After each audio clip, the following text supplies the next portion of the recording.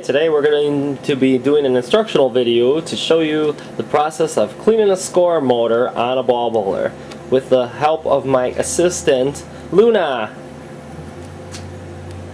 Alright, here's the score mechanisms.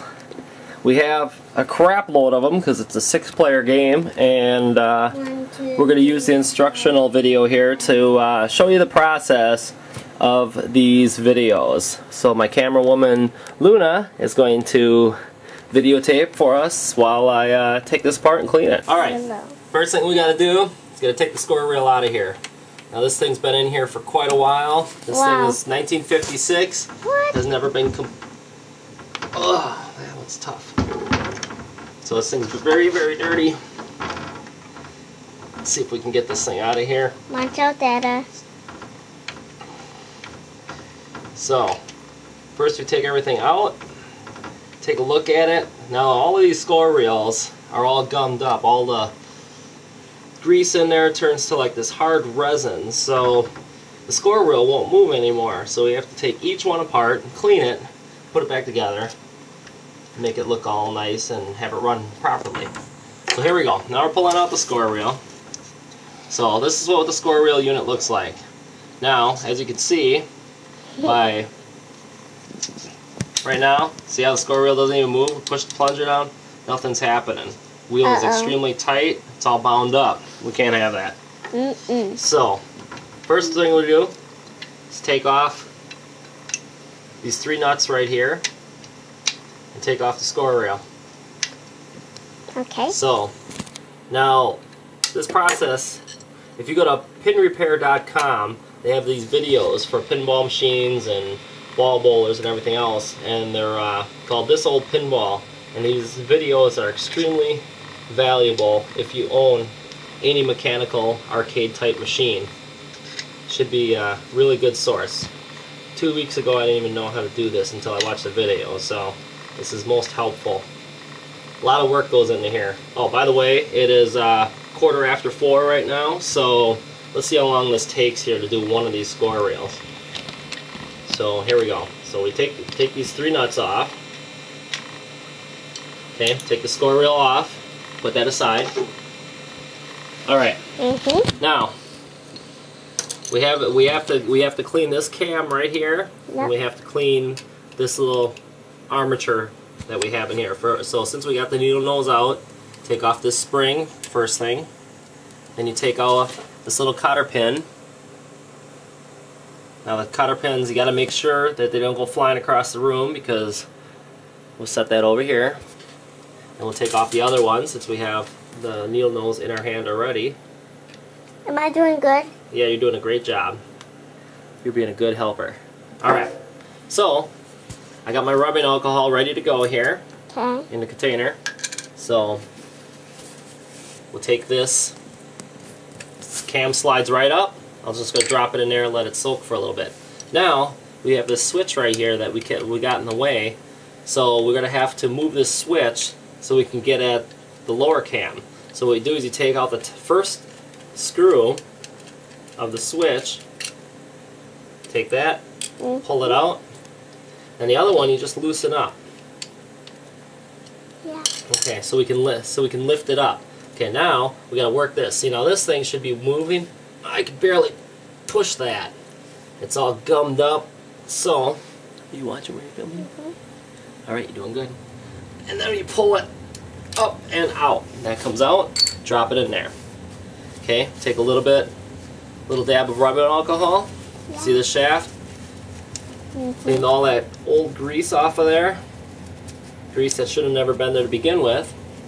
There we go, nice and shiny. Then we also clean the grease off the pivot point of the other one. Now a lot of this area I can't get into, so we use Q-tips with a little bit of rubbing alcohol, so you can get all of that off of there, because that one was gummed up pretty tight. Alright, so we got that all cleaned off. Now we'll just leave that. Now we have Now you got to use a Q-tip. You got to get inside the hole here. Give it a little bit of the in and out. Yeah, that's the good stuff right there. Alright. Clean that out. Alright. since this is a metal on metal contact, take a little bit of Teflon lube, and I got it on the end of this Q-tip. Just put just a little bit in there, just to lube up this shaft. You know, usually you lube up before you give it the in and out, but in this case we're going to lube it up afterwards. So slide that back on, but we're not going to put the spring on right now.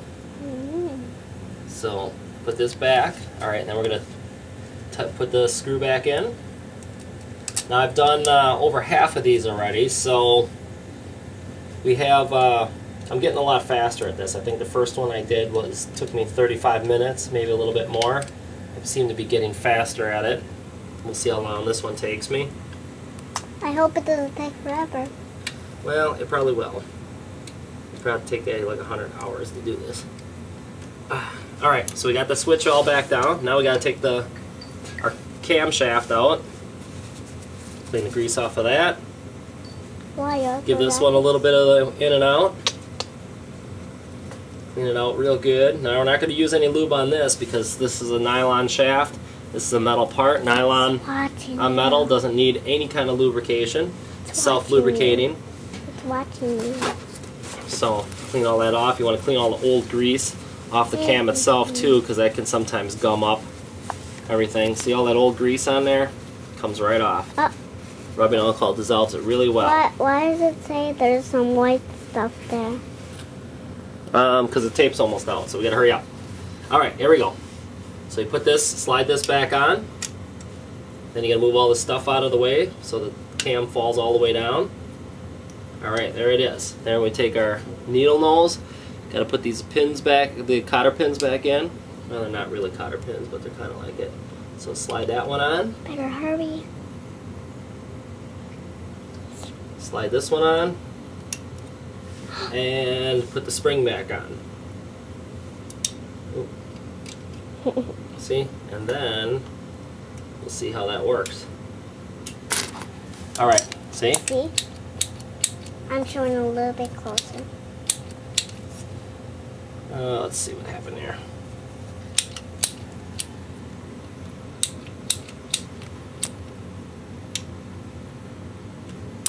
Oh, you only have one hook? Why does it say one? Because it's running out. See? There we go.